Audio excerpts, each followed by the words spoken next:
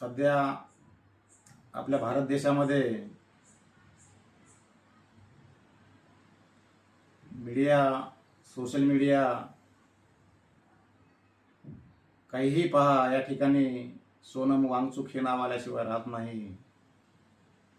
आणि या ठिकाणी खेदाची गोष्ट अशी, ही गोष्ट ही सांगायला शरम वाटते की गेल्या 17 दिवसापासून जंतर मंतरवर या ठिकाणी सोनम वांगचुक यांनी नीट पेपर फुटी संदर्भात आणि विद्यार्थ्यांनी ज्या आत्महत्या केल्या 22-23 विद्यार्थ्यांनी पेपर फुटीमुळं, या संदर्भाने या ठिकाणी केंद्रीय शिक्षण मंत्री यांचा राजीनामा मागितलेला आहे.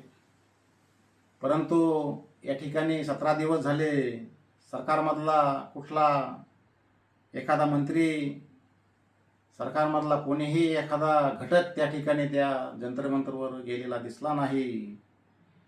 ही खूप लाजिरवाणी गोष्ट आहे आपल्या देशासाठी. या ठिकाणी इंग्रजही त्या ठिकाणी तिसऱ्या दिवशी गांधीजींच्या उपोषणाची दखल घेत होते. परंतु या सरकारला या ठिकाणी जंतर मंतरवर जायला वेळ मिळाला नाही. आणि या ठिकाणी 17 दिवसापासून वांगचुक यांनी जे उपोषण चालू केलेलं आहे, सोनम वांगचुक हे एक थोर शास्त्रज्ञ आहेत, जागतिक कीर्तीचे एक विचारवंत आहेत. आज एक जागतिक कीर्तीची त्यांची ख्याती आहे, जागतिक कीर्ती आहे. अशा माणसाची आपल्या देशाला गरज आहे. आणि या माणसाने या ठिकाणी आपला जीव धोक्यात घातलेला आहे.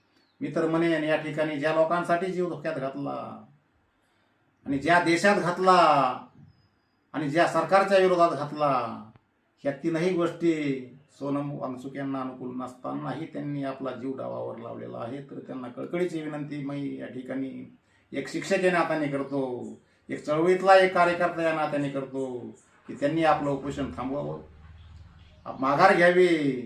कारण या ठिकाणी उपोषण करून काही फायदा होणार नाही. कारण त्यांना जीव घ्यायचा आहे आणि तुमच्या जीवाची किंमत या देशाला गरजेची आहे. तुमचा जीव आमच्यासाठी महत्त्वाचा आहे. या देशातल्या गोरगरीब लोकांसाठी, चळवळीत धडपडणाऱ्या लोकांसाठी, आवाज उठवणाऱ्या लोकांसाठी तुमचा जीव महत्त्वाचा आहे. त्यामुळं या ठिकाणी तुम्ही उपोषण सोडवावं, एवढीच एक कळकळीची विनंती करतो आणि थांबतो.